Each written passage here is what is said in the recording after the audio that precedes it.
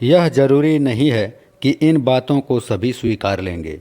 कुछ इस बात को नकार देंगे तो कुछ इस बात को स्वीकारेंगे, लेकिन जो सत्य है वो तो सत्य ही है।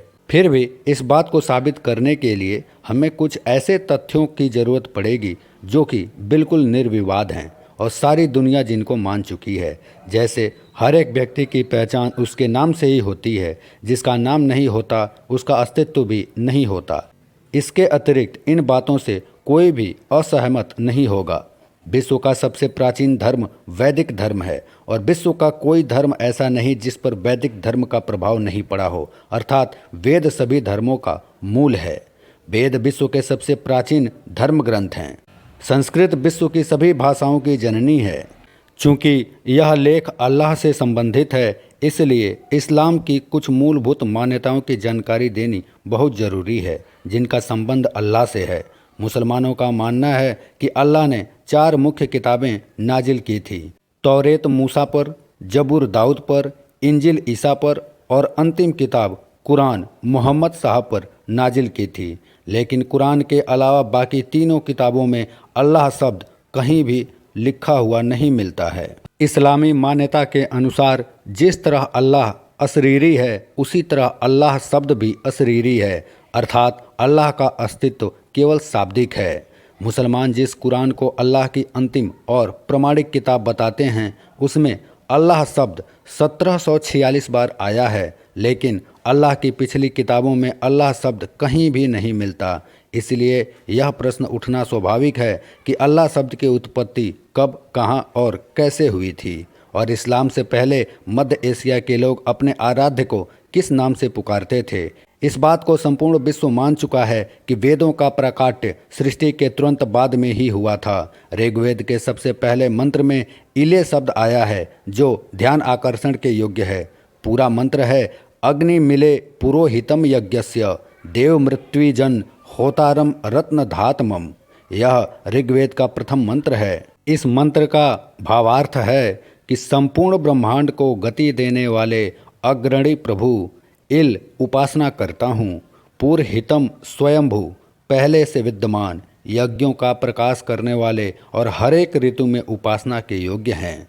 चूँकि वैदिक संस्कृत के वर्ण लौ का उच्चारण अधिकांश भाषाओं में नहीं मिलता है, इसलिए सामान्य लोग लौ की जगह लौ का प्रयोग करते हैं। यद्यपि यह लौ वर्ण मराठी, गुजराती, उड़िया और दक्षिण की सभी भाषाओं में मिलता है।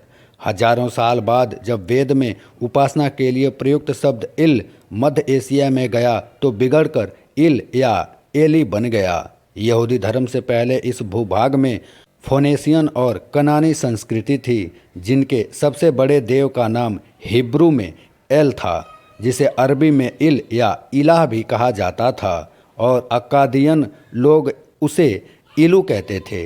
इन सभी शब्दों का अर्थ देवता होता है।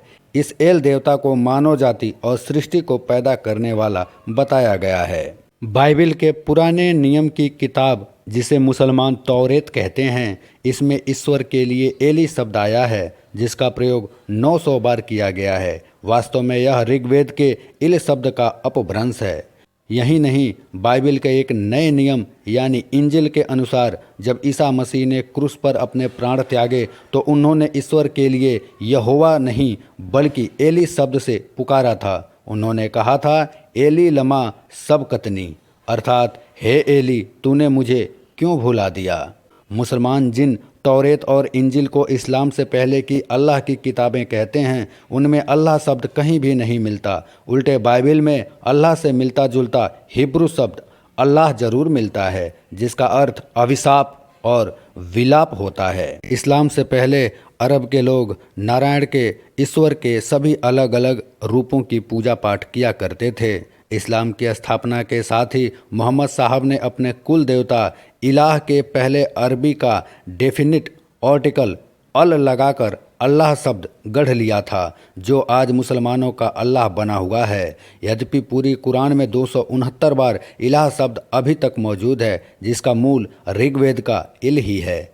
अब इस्लाम के प्रचारक और समर्थक अनुयायी कितना भी दावा करें कि उनका अल्लाह अजन्मा और अशरीरी है, लेकिन इन पुष्ट प्रमाणों से साफ सिद्ध होता है कि शब्द रूपी अल्लाह का जन्म भारत में हुआ था और उसका नाम संस्कृत की धातु रूट से लेकर रखा गया था। लेकिन जैसे जैसे यह शब्द अनार्यों और म्लेच्छों के संपर्क में आता गया, इसका नाम बिगड़ता गया और आखिर में मोहम्मद ने इसका नाम अल्लाह रख दिया। हो सकता है कुछ लोग इन बातों से सहमत न हों, लेकिन इस बात पर सभी सहमत होंगे कि सभी धर्मों की जड़ वेद है।